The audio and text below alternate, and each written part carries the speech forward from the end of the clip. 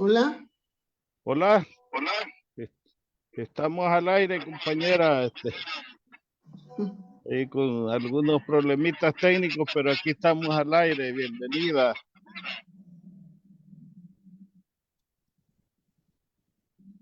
Bueno, somos el Frente Intercontinental y en esta ocasión tenemos el honor de intercambiar o de hacer una remembranza del 34 aniversario de la ofensiva hasta el tope con una compañera pues más que conocida, pero por protocolo le vamos a pedir que se presente. Adelante, compañera, por favor, danos es hasta absurdo lo que te voy a pedir, pero algo para que los que no, quién es Nidia Díaz, y cuál fue su todo brevemente, y envíanos un saludo, por favor, para entrar al tema.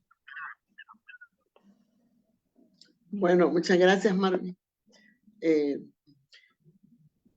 Es muy especial para mí hoy compartir con ustedes algunas valoraciones en que hay que honrar primeramente, honor y gloria a todos nuestros combatientes, luchadores sociales que ofrendaron su vida y población a ese ofensivo político, militar, diplomático, que abrió las puertas a la paz, al proceso de paz del país. Estábamos en una etapa de equilibrio revolucionario, ¿verdad? Político-militar. Y el antecedente, ¿verdad? Es que el FMLN había entrado desde el año 87 a un esfuerzo por cambiar realmente la correlación un año antes que Reagan se fuera, ¿verdad? Cuando estalló la guerra civil, aquel 10 de enero del 81, que muchos creíamos que iba a ser muy rápido todo. Inclusive hubo gente que pensó que a las 5 de la tarde nos íbamos a ver en la Plaza Libertad. Otros eran más conservadores, lógicamente, y decían, no, esto no se sabe cuándo va a terminar. Pero no nos imaginamos que se iba a prolongar, ¿verdad? 12 años la guerra civil. Y el factor que lo prolongó realmente fue la intervención norteamericana.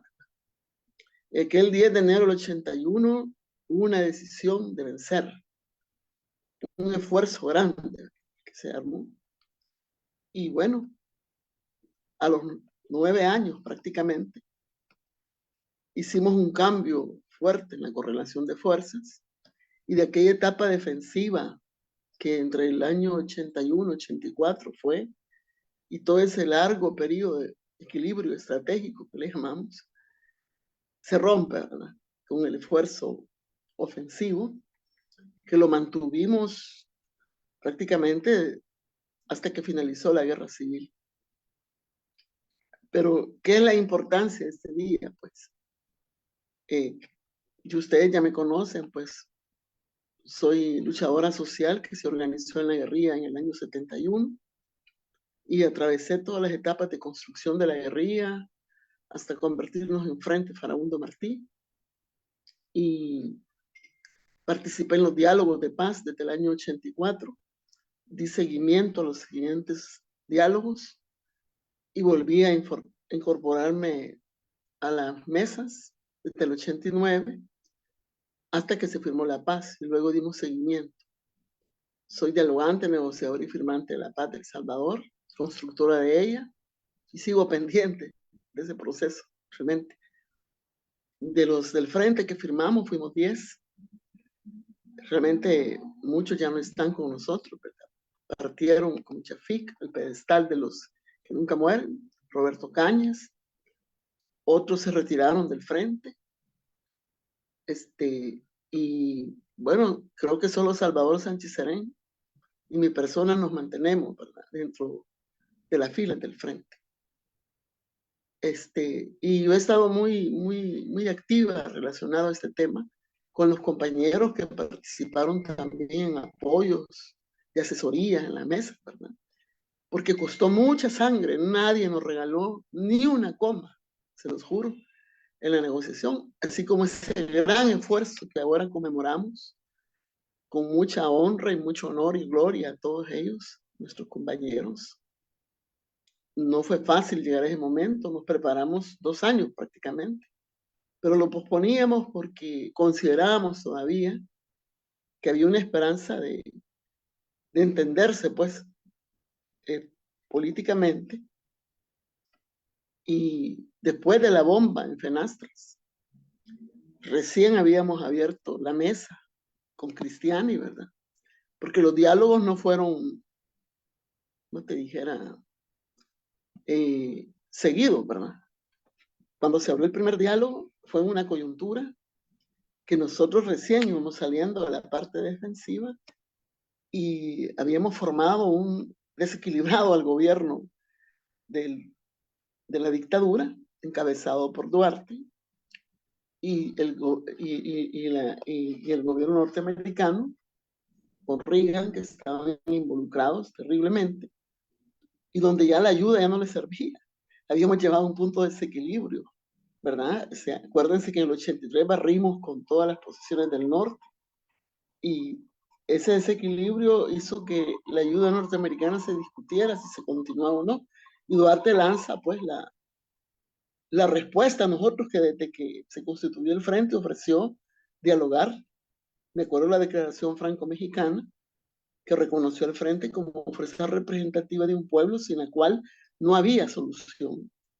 Y por eso empezaron a hablar de las dos partes desde el año 81 y la salida política entre las dos partes, decían, y la humanización de aquel conflicto, que era desigual, ¿verdad? Totalmente. Entonces ahí está la declaración franco-mexicana, se suman todos los países del mundo, el frente ofrece diálogo y es rechazado por la oligarquía, que veía en el diálogo la traición, y Estados Unidos, que quería una definición militar aplastándonos a nosotros, que no fuera a suceder lo de Vietnam. Recuerdo pues que se negaban, pero en el 84 dicen sí, dialoguemos. Y claro, el frente dijo, sí, ahí vamos a estar. Nos dieron 8 días para llegar a Chalate, sentarnos. Lo bueno de ese diálogo fue que se continuó con la voluntad política de seguir, ¿verdad? Y como en ese diálogo del 84 nos ofrecieron rendición, ¿verdad? Cuando nos dieron la constitución y que nos aceptáramos esa constitución hecha en la contrainsurgencia en el año 83, nosotros dijimos a esa constitución que le da poder supremo a los militares y que inhibe y limita todas las libertades y los derechos de la gente, no, que hemos venido a discutir las causas que originaron la guerra. Bueno, y en noviembre del 84 ofrecimos una reforma constitucional, no habían pasado ni 10 minutos, se rechazó, la guerra siguió 3 años, hasta que había sido superado aquel equipo de diálogo y paz que fomentaba pues 4 países, que el grupo Contadora, y había sido eso superado por Ejipula 2. Y en ese contexto se volvieron a crear condiciones para un tercer diálogo, ¿verdad? Pero habían pasado 3 años. En ese diálogo estábamos conversando cuando seguía la represión contra el pueblo. Recuerdo que mataron al dirigente de Herbert Anaya, se suspende el diálogo, y ese fue el último diálogo con Duarte. Y siguió la guerra 2 años, hasta que en el 89 ya se había ido Reagan, creía que había dejado débil el frente, a pesar de aquella gran ofensiva, una campaña que se hizo que decía, Reagan se va, el frente se queda, y que volvió a recuperar el frente, que era en capacidad de lucha en Chalate, cuando se evidencia que podemos combinar la noche, el día, las grandes operaciones, las pequeñas. Pero bueno, en el 89 venían las elecciones, dimos un poquito de viraje y quisimos participar apoyando a Ungo, pero fue imposible reformar la constitución para posponer, y las elecciones se dieron en guerra, gana Cristiani, el oligarca, ya no iba a necesitar la oligarquía un representante intermedio, sino que fue directo Cristiani, y él había también hablado del diálogo, pero ellos tenían una mente. En la mente decían que como se desmoronaba el bloque socialista europeo, el frente estaba débil, se iba a quedarse un aliado, y hizo cuestión de tiempo para que el frente Farabundo Martí firmara la rendición en la mesa, ¿verdad? Eso fue imposible. Y el primer diálogo no teníamos ni intermediario. No querían, ¿verdad? Habían sacado el diálogo afuera. Y ya el segundo diálogo con Cristiani, uno fue en septiembre, el otro en octubre, fue en Costa Rica y ya estaba otra vez de intermediaria en la Iglesia Católica, estaba observado en la ONU, OEA, pero querían ganar tiempo porque estaban influenciados con la idea de que dependíamos del bloque socialista europeo y, y que ellos se desmoronaban y que era cuestión de tiempo.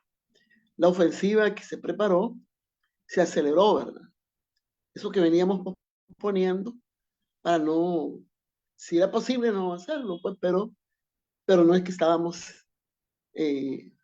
neutralizados o no estábamos en lo que nosotros consideramos a una etapa, ¿verdad? Superior querer pasar y realmente sacar acuerdos que pusieran fin a la dictadura militar de 60 años y abrir un proceso democrático para seguir luchando ya no en condiciones bajo balas, ¿verdad? Sino con otras formas de lucha popular, etcétera, y competir pues en las reglas de una democracia, si querés, liberal, ¿verdad? Con una constitución que ya reformada, pero sabiendo que era una constitución hecha en contrainsurgencia, pudiéramos nosotros avanzar en el proyecto socialista. Así que cuando sucede lo de Fenastras, el Frente para el diálogo y dice, ¿cómo vamos a seguir con estos tipos que se ríen, matan al pueblo y están ganando tiempo, ahora o nunca, ¿verdad? Y por eso es que se llama al tope y punto. Febe Elizabeth vive. Pero eso recorría, digamos, toda la decisión, ¿verdad? De que ya estaba y que no había nada que perder, solo cambiar la correlación de fuerza. Por eso todos nuestros compañeros, compañeras en todo el país, doblamos los tendidos, como dicen, ¿verdad? Las hamacas, todo y las mochilas y salimos de las distintas posiciones sobre la retaguardia, ¿verdad? Del enemigo, que era su lugar más fuerte, San Salvador, y ahí todas las unidades en esa dirección. No se lo esperaban, pero lo presentían, al grado que en el Hotel Sheraton, donde el frente llega, el Sheraton presidente no era donde el Hotel Presidente está hoy, sino que era el Hotel Intercontinental Grand Plaza ahora, ¿verdad? Entonces, allí se llegó también una pinza que entró por el volcán y ahí estaban 11 asesores norteamericanos de inteligencia que habían llegado precisamente a averiguar si la guerrilla iba a lanzar, ¿verdad? Un operativo, ¿cuándo? También estaba reunida la OEA, Ballena Suárez estaba ahí, y asesores, ¿verdad? Que ellos tenían equipos ahí de Estados Unidos también. Cuando entró el frente a las 8 de la noche, aquel 11 de noviembre, la creatividad fue increíble del pueblo para meter las armas sobre San Salvador. Hicieron fiestas, velorios, de todo, ¿verdad? Donde portar. Y a las 8 en punto sonó el primer disparo ahí en la capital y se generalizó, ¿verdad? Entonces, como te digo, ellos presentían y todo eso, pero no estaban informados suficientemente. La compartimentación en una sociedad, una sociedad tan pequeña, capital. Bueno, Guazapa, de ahí se bajó bastante gente. También caminaron desde Chalate, de Morazán, San Miguel. Y cómo pasar encubierta a la gente, ¿verdad? Y cómo guardarse en San Salvador es importante. La guerrilla urbana, suburbana, jugó un papel estratégico. Y población, ¿verdad? Y aquí, a todos los niveles, ¿verdad? Político, diplomático y militar. Y el factor más importante ahí fue lo militar. La política a través de lo militar, porque todos somos ante todo políticos, que ejercemos la lucha política, pero cuando se acaban las formas posibles de hacer lucha política, pues las luchas no políticas, no legales, pues se determinan, ¿verdad? Pero es muy difícil, muy complicado y requería mucha creatividad. la mesa de diálogo, negociación estaba parada. Y ese gran esfuerzo del pueblo, que por eso es importantísimo rendirles homenaje allá en el cementerio de la Bermeja, hay un monumento a todos nuestros héroes, heroínas que dieron esa vida, ¿verdad? Se les coloca flores, ojalá este día, no conozco si eso fue ya hecho una realidad, se hayan colocado esas, esas, esas ofrendas. Bueno, lo que quiero decir es que eso duró como más de un mes, sostener sobre San Salvador, ¿verdad? Porque a pesar de que se quiso recomponer, digamos, la, la táctica, donde otras pinzas, y se hicieron, ¿verdad?, esfuerzos en todo el país ya después, siempre se mantuvo sobre San Salvador. Nuestro cálculo era, si pasaban, yo en ese momento integraba la Comisión Política Diplomática y la Comisión de Negociación, y recuerdo también que una remembranza de que se dio una negociación de la gente que estaba en el Hotel Sheraton, por ejemplo, Baena Suárez y el resto de la OEA, salieron, ¿verdad? A través de que se entró en contacto con la Comisión Diplomática y salieron esta gente, y también los 11 norteamericanos, los sacamos, ¿verdad? En el momento. Era la toma para nosotros no era la toma de ellos, sino la toma del edificio, ¿verdad? Y avanzar sobre la ciudad, ¿verdad? Sobre esa retaguardia. Es un esquema tipo Kampala en Uganda, ¿verdad? En Uruguay, o cómo se avanzó ya en la guerra de Vietnam, en Saigón, pero empezamos en una ciudad aledaña, ¿verdad? Comín. Es decir, hay modalidades. Entonces, se entregaron, ¿verdad? Porque no era ese el objetivo que nosotros teníamos. Y entonces, a través de la iglesia, que se metió una gente que acompañaba de la iglesia alemana, y varios intervinieron en ese momento para poder sacar a los que estaban ahí diplomáticos. Pero la ofensiva siguió, ¿verdad? Habíamos calculado que si en 72 horas no se abría el diálogo, la negociación real, una mesa real, ¿qué otras variantes iban a haber? Una, que ellos se decidieran por invadir, pero el Congreso de los Estados Unidos solo tenía ok, el ok del Congreso, tenía Bush padre, otro republicano, para invadir Panamá el 20 de diciembre. Y no, ya lo tenían presupuestado, y no para invadir El Salvador. De todos modos, si metían tropas, ellos tenían mucho ejército salvadoreño, pues, y tenían 300 asesores diarios ahí, fijos. En las guarniciones, destacamentos, brigadas, tenían como 8 norteamericanos, y ya a esa altura daban $2 millones diarios. Cuando fuimos al primer diálogo, el 84, $1,5 millones. Pero ya después llegaron a dar $2 millones diarios para mantener todo ese poderío militar, ¿verdad? Los aviones, etcétera, que se levantaban desde Palmerola, porque no cabían en El Salvador los A-37. Entonces, ellos no necesitaban tropa norteamericana, pues, soldados que ni conocían las calles, ¿verdad? Entonces, por esa vía no se fueron. Entonces, había otra posibilidad, que era la represión, ¿verdad?, sobre el pueblo, que es la que optaron ellos, ¿verdad? Es la que optaron después de menos de 72 horas, empezaron los bombardeos alrededor de la ciudad, captura de liderazgo, asesinato, bueno, el magnicidio que hicieron con los jesuitas, ¿verdad? La madrugada del 16 de enero de ese año, llegaron a la UCA y asesinan a 6 sacerdotes jesuitas y a 2 colaboradoras de ellos. Eso conmocionó a toda la sociedad. Ya habían varios líderes sindicales que los habían matado, a otras también de movimientos sociales, pero como tenían un gran odio, yo me acuerdo que la Radio Nacional transmitía mensajes de odio y a todos los veía como enemigos, ¿verdad? inclusive contra la UCA, ¿verdad? O sea, el odio, ¿verdad? Se contraponía a razonar críticamente, ¿verdad? Y profanaron pues ese día,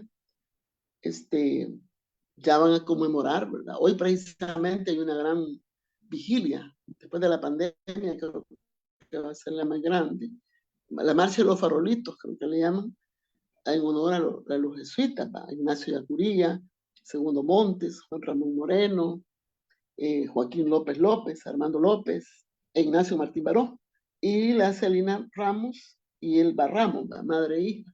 Entonces son 8. Yo les he mencionado su nombre porque también hay que rendir honor y gloria a todos ellos, ¿verdad? Que dieron su sangre. Y como digo, a miles y miles de población que con los brazos alzados salían de sus colonias, así, donde estaban los combates, y eran blancos, ¿verdad? No les respetaban las insignias mundiales que son de paz. No soy persona que quiere salir población, muchos han matado, ¿sí? En esa ocasión. Yo conocía que en el cementerio La Bermeja, atrás, antes de que reorganizaran el cementerio, había una parte que cuentan los vecinos que llegaban con los camiones del enemigo, del ejército, todo a tirar ¿cómo se llama? Gente, y la enterraban ahí, ¿verdad? ¿Cuántos de muchos desaparecidos en esa ocasión quedaron ahí? Pero digamos que esas son deudas pendientes que tiene que, en El Salvador, tenemos para un día investigar bien cuáles son esos desaparecidos que la gente tiene. Entonces, la guerra, pues, después de aún ese asesinato contra los jesuitas, después de ese asesinato, y otros que siguieron, la guerra siguió, pues, duró muchos meses más, días, perdón, hasta el 12 de diciembre, más o menos, al mes, que asesinan en el volcán de San Salvador a otro gran querido compañero, comandante Dimas Rodríguez. Dimas Rodríguez. Sí, estaba acordándome el nombre, Dimas Rodríguez, sí. Pero apellido Solórzano, el compañero, ¿verdad? En la legalidad. Bien. Y más, ¿verdad? Entonces el frente retrocede un poco y se vuelve a ir a los frentes, ¿verdad? Y la lucha sigue, ¿verdad? Como tal. Pero el efecto, el resultado esperado, se ve formalmente hasta el 4 de abril del año 90, en donde se abre la correlación hacia una negociación, ¿verdad? Se empieza un proceso de negociación. O sea, todo ese esfuerzo, esa lucha, no se ve en diciembre, ¿verdad?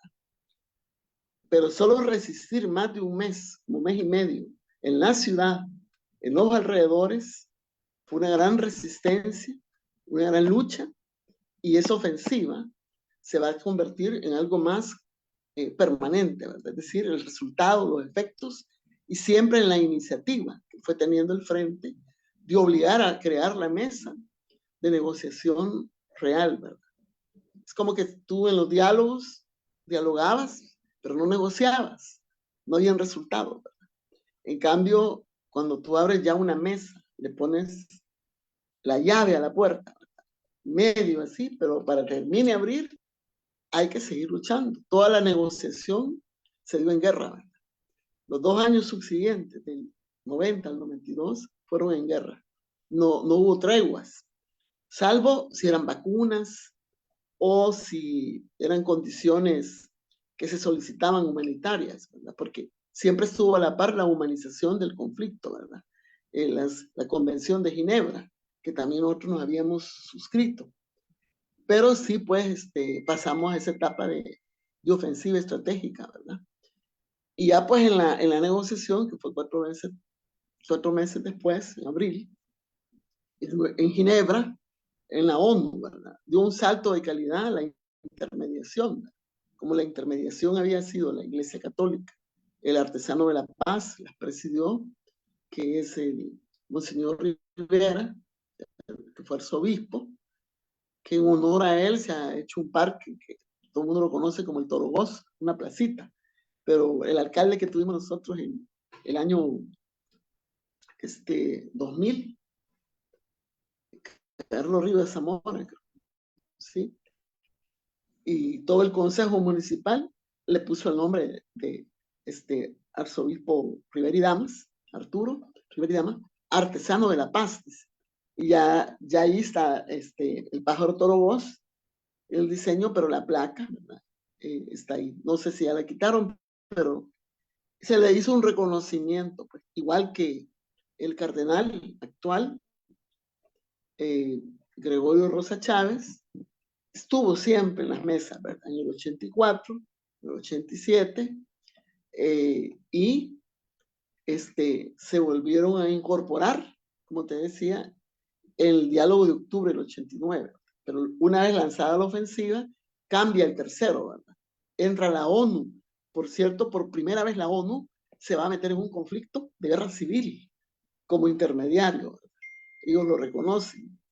Y no se levantaron, ¿verdad?, de la mesa porque en las condiciones en que se pactó el inicio de una negociación, se establecieron las metodologías, bueno, primero los objetivos, 4 grandes objetivos.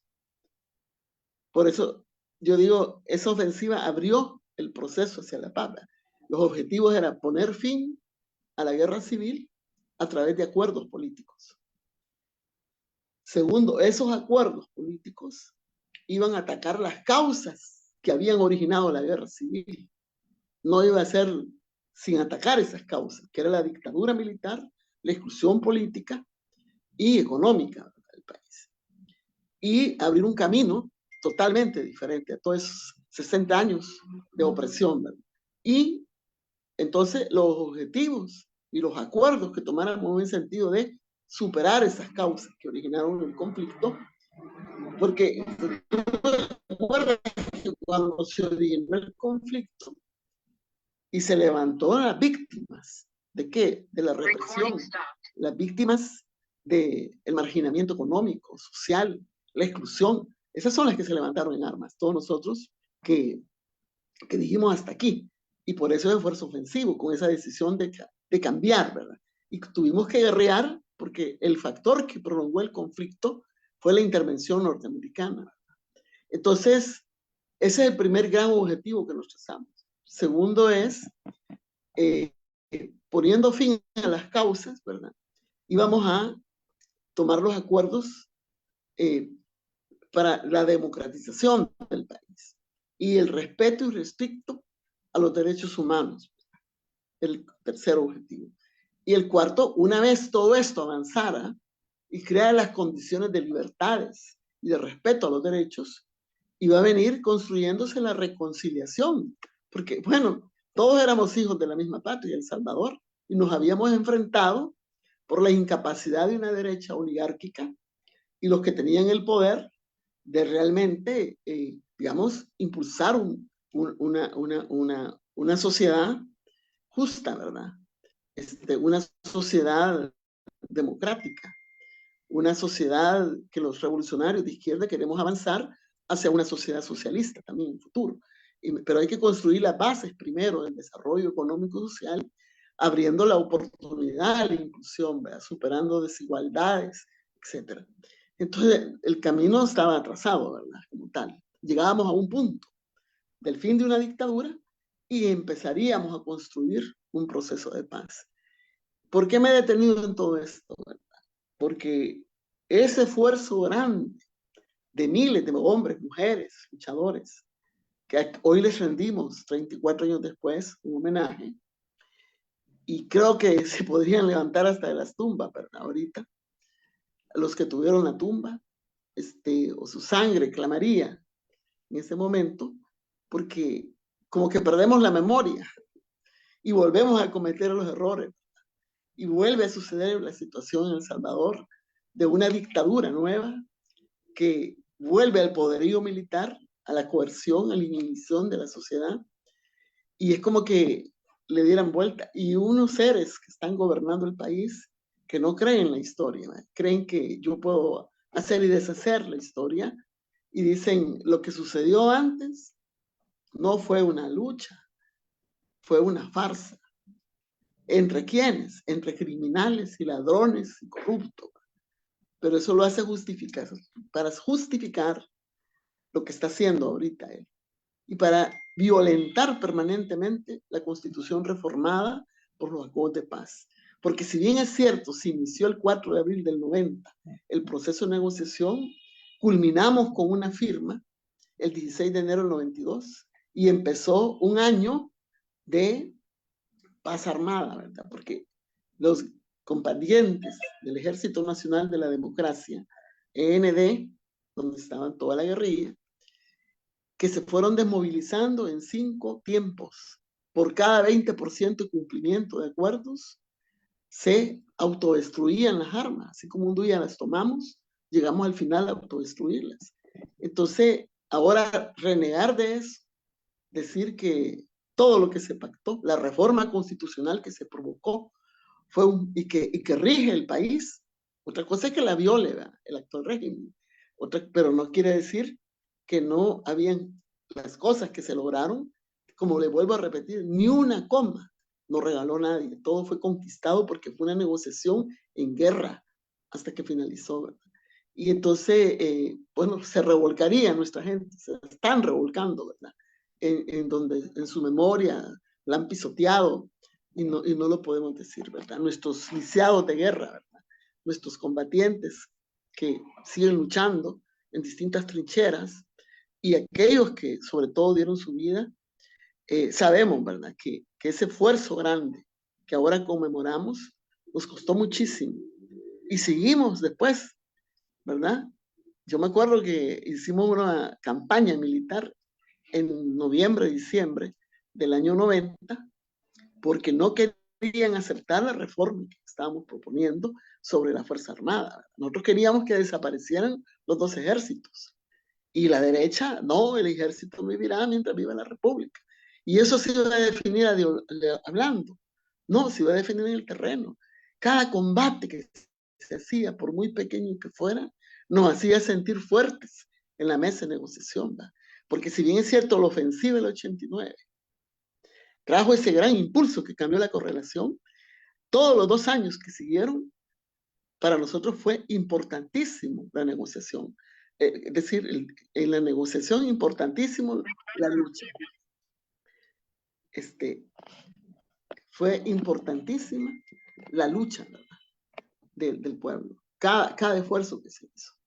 Es decir, 2 años más de negociación, en 90-92, pero en guerra, en lucha. Nosotros éramos poderosos en la mesa si combatían, si había un éxito, se empujaba, ¿verdad? Y ellos no querían cambiar nada. Ellos querían que nosotros firmáramos el acta de rendición, jamás, ¿verdad? Entonces, hoy, para finalizar, compañeros y compañeras, jamás debemos tener duda o vergüenza o no querer contar la grandeza de nuestro pueblo, de nuestros luchadores. Eso jamás. Las circunstancias que hoy vivimos son difíciles, pero la historia no la podemos borrar o cambiar.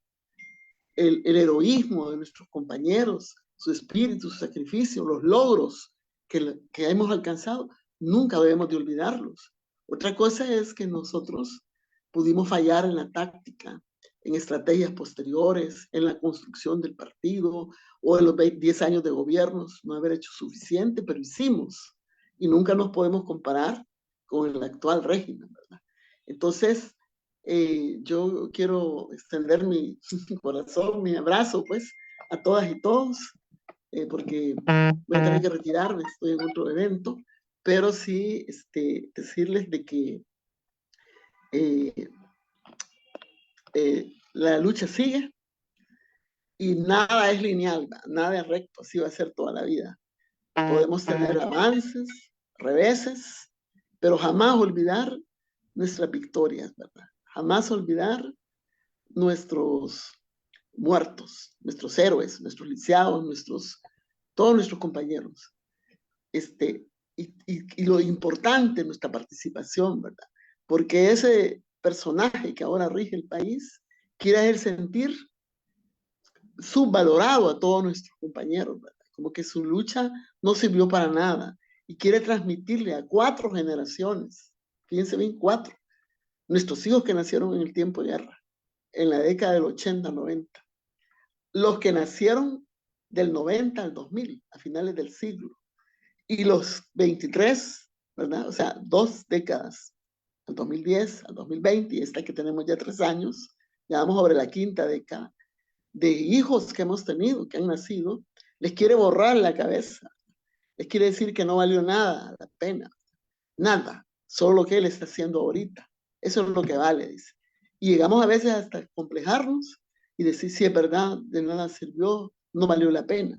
Pues sí, para nosotros los luchadores, los que estamos acá y que conocemos bien cómo fue todo, y no podemos decir nunca que no valió la pena. Valió la pena luchar y vale la pena seguir luchando y rescatar lo positivo, rescatar el honor y la gloria de todos nuestros compañeros, ¿verdad?